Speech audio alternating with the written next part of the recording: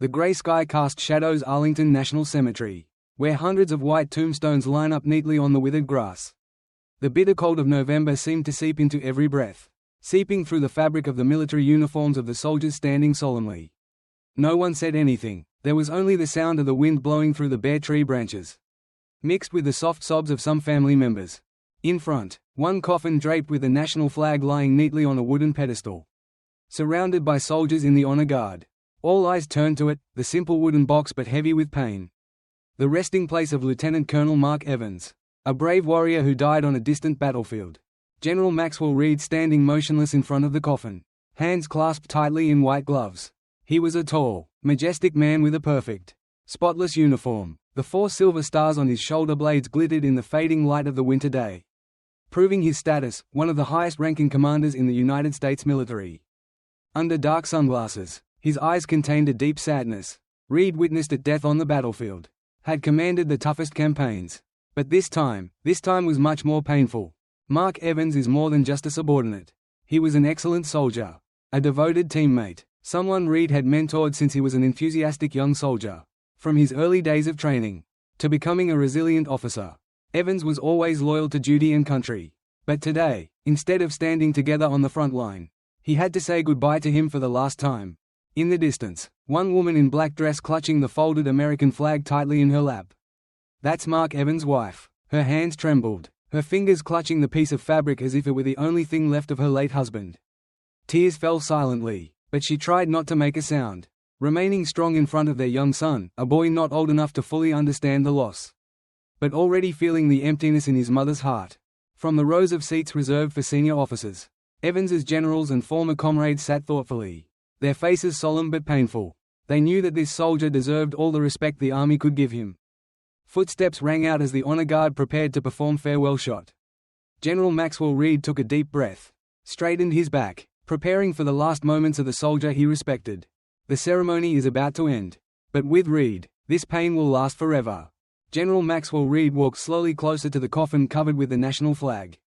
He bowed his head, preparing to place his hand on its cold surface to say goodbye to a deceased comrade. But at that moment, "Lie down, raise your hands," a harsh voice tore through the solemn atmosphere. The scream was full of authority and threat, not of a military officer, but of a police officer. The entire crowd turned around in surprise. Horrified at the sight, 2 policemen stood at the edge of the ceremony, weapons in hand. A very young man, his face showed worry, his hand trembling on the butt of the gun. The remaining person, Sergeant Richard Hale, a tall, middle-aged man with cold eyes, exuding arrogance and prejudice. The gun in his hand was pointed straight at General Maxwell Reed. The whole cemetery is like freeze in that moment.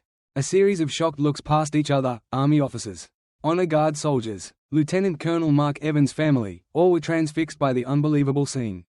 Maxwell did not move. He once faced bloody battles, the most dangerous terrorists, life and death situations on the battlefield. But no one has ever dared pointed a gun at him right on American soil, right in the middle of one military funeral. His heart aroused a deep indignation. In the distance, Mark Evans' widow, mouth open, terrified, clutching the American flag in his arms. A few soldiers reflexively moved their hands to their belts, but then remembered, they weren't carrying weapons during this ceremony. They are helpless. A senior officer in the honor guard quietly hissed, "Is he crazy?" But Sergeant Richard Hale didn't care. He took a step forward, his finger near the trigger. His eyes never wavered. Maxwell Reed slowly raised his head, facing the cold barrel of a gun. His face did not change at all. A cold wind blew through the cemetery, carrying dry leaves with it. No one dared to breathe loudly. And then, in a deep, steely voice, "Maxwell, speak up. What do you think you're doing?" The question rang out full of authority, but also scary cold. Hale smirked. The gun never lowered. Little did he know that he had just made the biggest mistake of his life. Maxwell Reed did not move. He stood as still as a rock, his sharp eyes hidden behind sunglasses, facing Sergeant Richard Hale directly. Hale tightened his grip on the gun. The gun barrel did not deviate, still aiming straight at the 4-star general's chest. In his eyes is truth, arrogance, prejudice and abusive power, the kind of power that makes him believe he can control everything. But he didn't know that he am making the biggest mistake of my life. The air seemed thick. The soldiers, the senior officers, the family of Lieutenant Colonel Mark Evans, all of it stand still, not believing what was going on. Maxwell Reed once fought on the fiercest battlefields, ever lead thousands of soldiers. ever faced situations that are hundreds of times more dangerous. But never he was treated with such disrespect right here in America. Right at a military funeral. Some soldiers reflexively clenched their fists. Body tensed up as if waiting for an order to attack. But they had no weapons. They can only stand and watch. Hale never realized his mistake. He only saw a black man standing near the coffin. In a serious military uniform. Him don't care who he is. No matter what he is doing. In his mind, the only things that existed were doubts and prejudices. Maxwell realized that. And that made his blood boil more than any battle. He took a deep breath. Keeping his voice down deep. Slow but sharp as steel. I will give you one last chance. Put the gun down. Hale smirked, his eyes filled with contempt. He still didn't know who he was pointing the gun at. And then, in the next few seconds, the truth would crash down on him like a storm. One wave of excitement spread throughout the cemetery. Senior officers, soldiers and even relatives of Lieutenant Colonel Mark Evans began whispering and making eye contact full of surprise and indignation. Sergeant Richard Hale still doesn't realize what is done. He only saw the soldiers exchanging stunned looks, hands clenched into fists, and faces briefly filled with anger. But then, amidst that thick atmosphere, a cold voice rang out, ending all the noise. Sergeant Hale. All eyes turned towards the person who had just spoken. A woman stepped out from the guard of honor. His military uniform was straight without a wrinkle. Rows of medals glittered on his chest. Her cold eyes shot straight at Hale, like a knife piercing straight through his arrogance. That's Colonel Olivia Dawson, a veteran officer, someone who never tolerates stupidity. Grandma slowly take a step forward. His eyes did not waver. His voice rang out decisively and authoritatively. Do you know who you're pointing the gun at? Hale stiffened. For a moment, he still tried to maintain a tough look. He still believes that he is correct. That he was serving justice. That he had the right to do this. But when Dawson goes one step further, her eyes flashed repressed anger. The voice became sharper. Sergeant, do you know you're pointing a gun at a 4-star general? The atmosphere froze. One coldness ran down my spine by Hale. All surrounding sounds seemed to disappear. He stared at Dawson, then slowly turned his head to look back at Maxwell Reed, still standing there. Tall, majestic, motionless like a rock in the middle of a storm. And then, him see them. 4 silver stars on Reed's shoulders. The faint light of the afternoon shone down, making him sparkle, blinding like a death sentence. Richard Hale's face turned pale. His hand trembled, his finger loosened from the trigger. He made an unforgivable mistake. Soldiers around eyes narrowed angrily. Some people we couldn't help but shake our heads and whisper to each other. Just how stupid is this guy? He just pointed a gun at a 4-star general, in front of dozens of military officers? Who does he think he is? Meanwhile, the only person who remained absolutely calm was Maxwell Reed. Grandfather still standing there, motionless. The eyes behind the sunglasses did not waver. But everyone knows, the real storm has not yet begun. And Richard Hale is on the brink of collapse. Silence covered the cemetery. Sergeant Richard Hale stood there, pale, trembling, but still tried clinging to what little power is left. Him try to justify. I was just doing my job.